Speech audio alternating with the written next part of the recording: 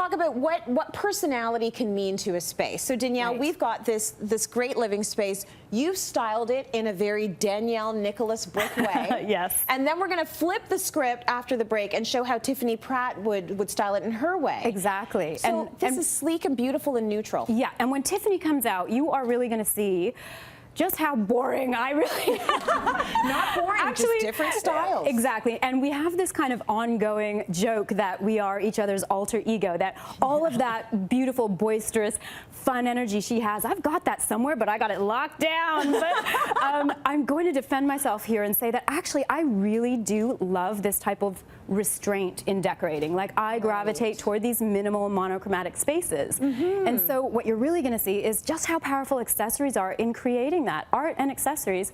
And you're also going to see that when your investment pieces are neutral, just how far that takes you. For example, this is the Naples sofa from LT. All of our pieces are from LT today. And we've used the same large pieces, and we're going to style them differently. But you know, you could see this sofa in a Hamptons beach house, but it is equally reasonable to see it in sort of a cool loft conversion.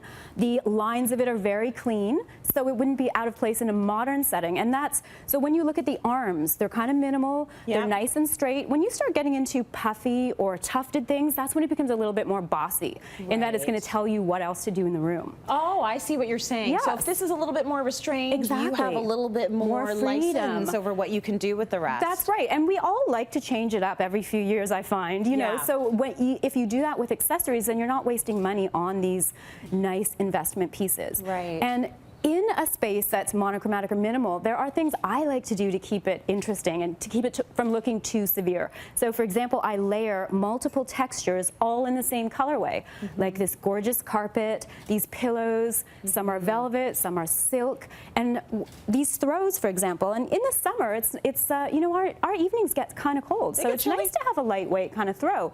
But what happens when you put this all together in the same colorway is that it gives this feeling of richness, despite being very minimal. And then everything is sort of taking a backseat as well to the art. Exactly. And there's something about that drama that is cool. It's not just the pieces you picked up, or picked out, it's the way you put them at the side. Yes, this is exactly what I'm talking about. So another trick that I like to use is playing with the negative space. So if there are so many rules about art and placement, like if it's not 2/3 the size of the sofa, you can't do it.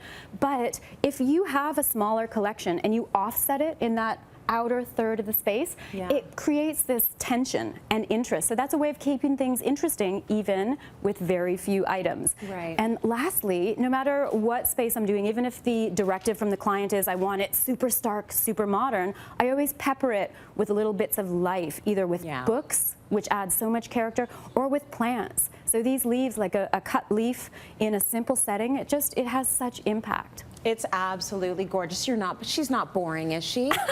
That is not boring. That is your own personal style. It is sleek. It looks like what you're wearing right now. Like you fit in this space.